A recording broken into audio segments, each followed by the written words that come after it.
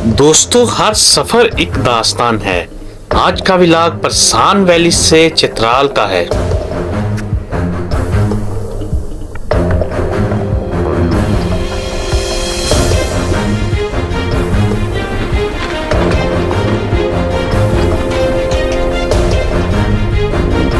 मेरे दो साथी मैंने यहाँ बैठे हैं।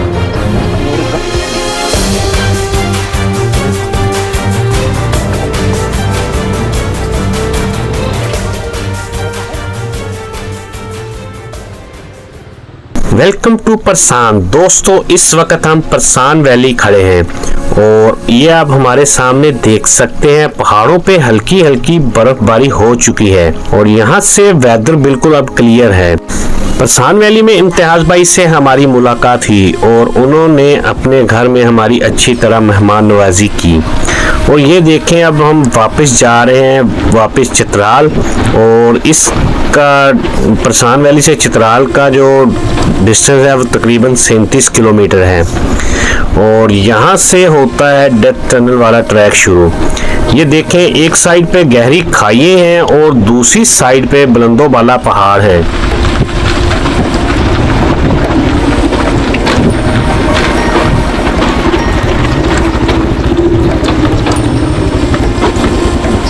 दोस्तों, हमने बहुत सारे ऑफ रोड बाइक ट्रेवल किए हैं और उनमें से ये सबसे डेंजरस और बहुत ही स्टीप ट्रैक है। यहाँ की जो चढ़ाई है वो बिल्कुल सीधी है।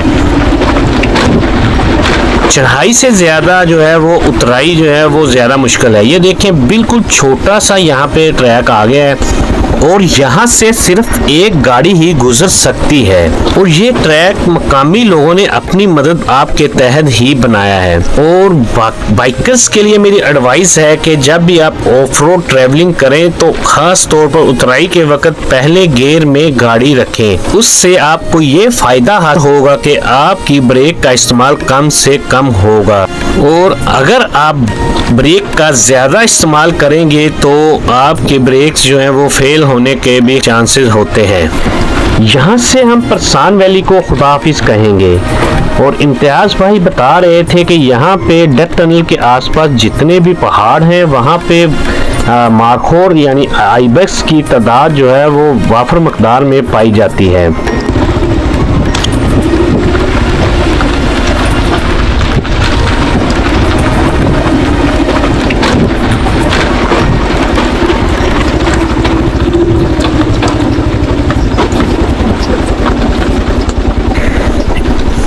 डेथ टनल ट्रैक का सबसे खूबसूरत हिस्सा वो पत्थर है जो चट्टान के साथ बिल्कुल सीधा लिपटा हुआ है और ऐसे लगता है जैसे इसी ने पूरी चट्टान को सहारा दिया हुआ है।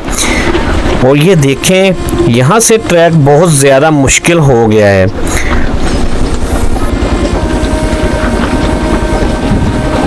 परसान वैली ट्रैक पे सबसे खूबसूरत और दिलफरेब जगह ये है, यहाँ पहाड़ों को काट के अंदर से रास्ता बनाया गया। जबकि इम्तियाज भाई के अंकल बता रहे थे कि यहाँ पत्थर बहुत ज़्यादा गिरते थे, जिसकी वजह से उन्होंने ये रास्ता पहाड़ के अंदर से निकाला है। और ये ऊपर से ये देखिए, ये पत्थर बिल्कुल सीधा इसके साथ अटैच खड़ा है। वो बता रहे थे कि ये भी बहुत अर्सा पहले से ही ऐसे है।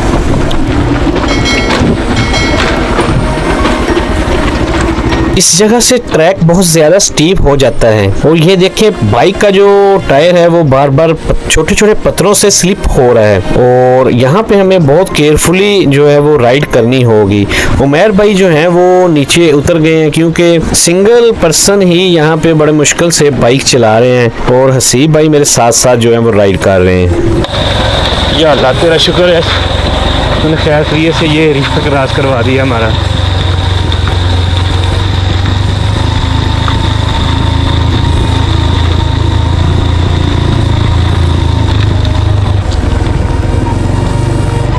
चलो यार, चलो आ जाओ। इस एरिया में सबसे ज्यादा मारखोर इसी जगह पाए जाते हैं और मकामी भाई बता रहे थे कि वो सामने जो पहाड़ों में गुफे हैं उनमें ज्यादातर मारखोर रहते हैं और अक्सर वो नीचे पानी पीने के लिए उतरते हैं। वो सामने जहाँ पे आपको एक लाइन सी नजर आ रही है वहीं पे मारखोर जो है वो हमें नजर आ रहे हैं। कैमरे की आंख से शायद आपको नजर ना आए, लेकिन मैं कोशिश करता हूँ जूम करके आपको यहाँ पे मारखोर दिखा सकूं।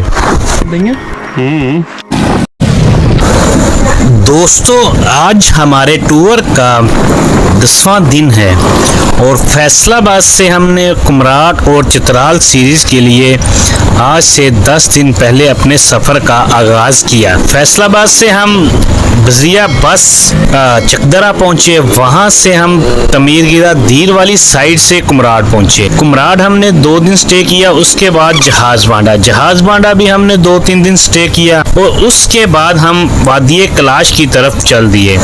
एक दिन वादिये कलाश में गुजारने के बाद हम पहुंचे अयून में हमने नाइट स्टे किया और वहां से फिर हमने सफर शुरू किया जनाब चित्राल का। चित्राल से हमारा प्लान था बूनी, शंदूर और गिलगित इंटर होने का। चित्राल पहुंचने के बाद हमें पता चला कि बूनी शंदूर रोड जो आर्जी तौर पर बंद किया गया है, इसलिए हमने अपना प्लान चेंज किया और हम निकले वादिये परसान वाली साइड पे। और सबसे बेस्ट जो हमें इस एरिया में चीज लगी वो ये रोड है।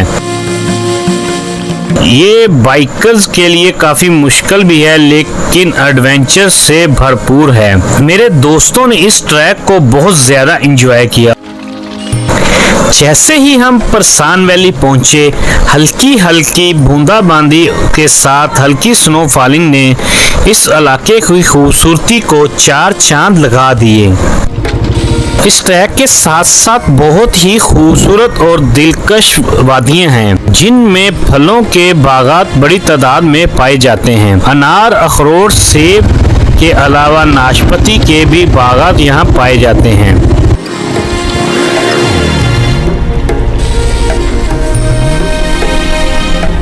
ये सामने एक लकड़ी का पुल बनाया गया है जो कि इस रास्ते को मिलाता है। यहाँ से आगे का रास्ता बिल्कुल नॉर्मल है और जैसे ही आप यहाँ से परसान वैली की तरफ जाते हैं तो बहुत ही मुश्किल तरीन चढ़ाई का सामना करना पड़ता है।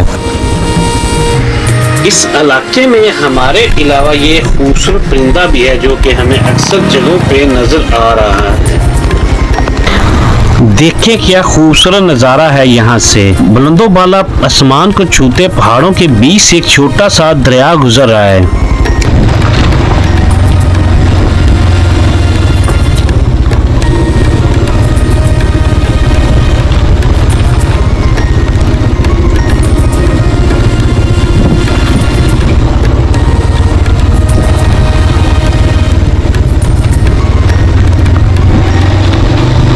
इस ट्रैक पे ट्रैफिक ना होने के बराबर है और ट्रांसपोर्ट भी बहुत कम है और यहाँ के मकामी लोगों को घंटों इंतज़ार करना पड़ता है, तब जाके 1 या 2 दिन में गाड़ियाँ आती और जाती हैं चित्राल से परसान। यहाँ के फल आपको पूरे पाकिस्तान में मिल जाते हैं लेकिन अपने हाथों से तोड़कर खाना क्या ही बात है। यहाँ मकामी भाई ने हमें अपने बाग में दावत दी और ये देखें वो हमें अनार कुछ जो दाने हैं वो तोड़ के दे रहे हैं। ले ले।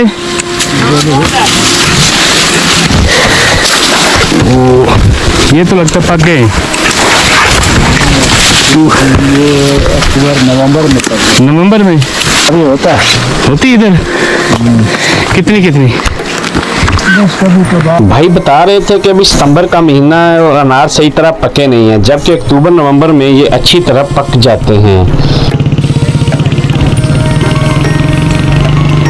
हमारी लेफ्ट साइड पे बहुत ही खूबसूरत नज़ारा है और छोटे छोटे खेत और वहाँ पे मकामी लोगों ने अपने घर बनाए हुए हैं। ये देखें, उसके साथ बहता दरिया और भी खूबसूरत बना रहा है इस इलाके को।